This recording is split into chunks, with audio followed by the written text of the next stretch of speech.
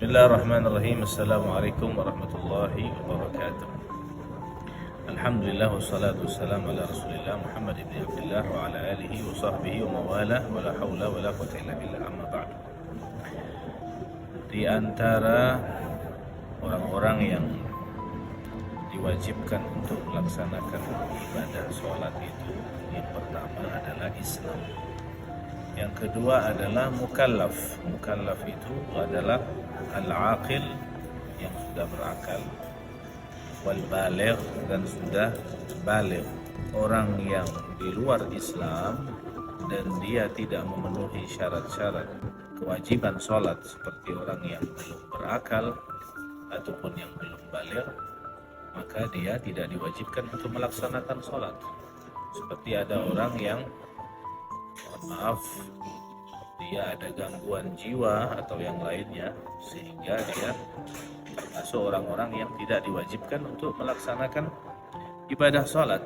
Rufi'al qalam an thalatha, diangkat pena atau tidak ditulis dosa dan pahala dari 3 orang, diantaranya anil majnun, dari orang yang gila sampai dia sadar.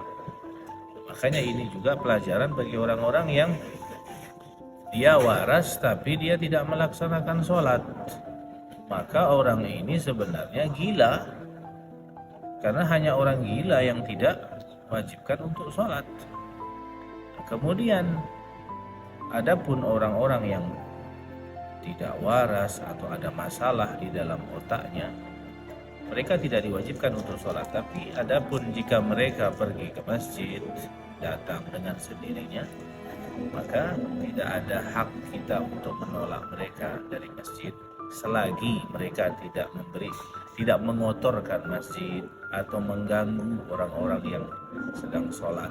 Adapun jika mengotori masjid atau melakukan hal-hal yang menyimpang syariat atau mengganggu orang-orang yang sholat, maka pengurus masjid harus tegas di dalam mengatasi itu dan untuk menyingkirkan orang tersebut dari masjid, wabil khusus di saat pelaksanaan sholat, agar tidak mengganggu orang-orang yang sedang sholat. Bahkan masalah anak kecil saja, yang banyak orang-orang mengatakan tidak apa-apa, biarkan anak kecil ribut di masjid, ya kan, bermain di masjid supaya dia terbiasa ke masjid.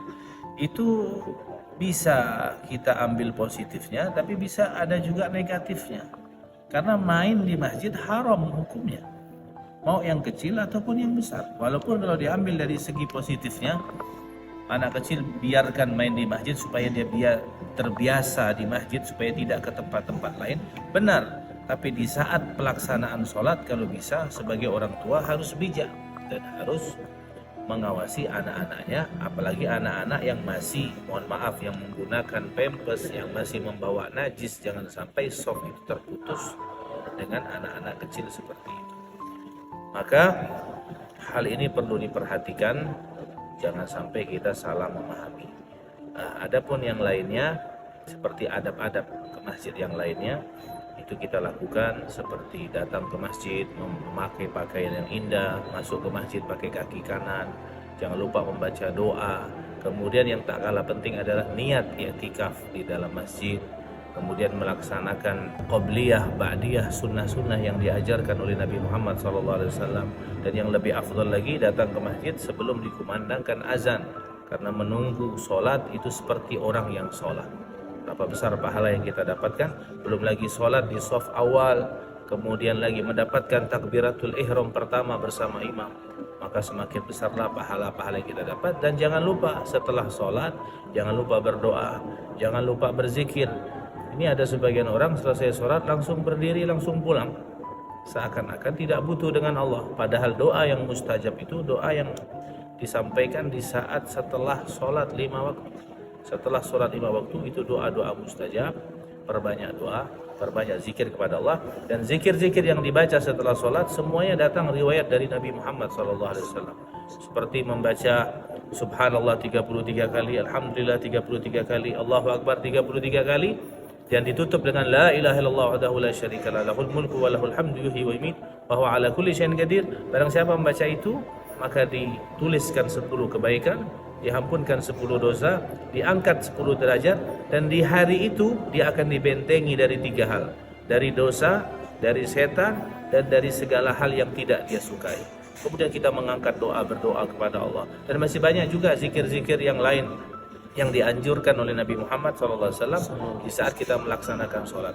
Karena itu termasuk sunnah. Ada sunnah-sunnah yang harus kita kerjakan sebelum sholat, ada sunnah-sunnah yang kita kerjakan di saat sholat, ada sunnah-sunnah yang kita kerjakan setelah melakukan sholat.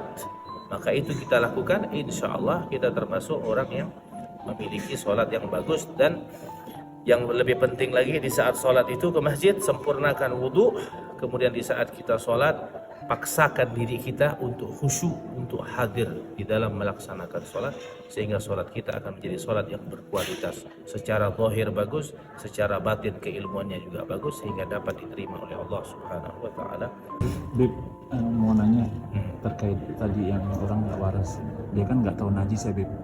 Kemudian mungkin najisnya nempel di pakaian, kemudian dia ikut sholat berjamaah di karpet, itu gimana?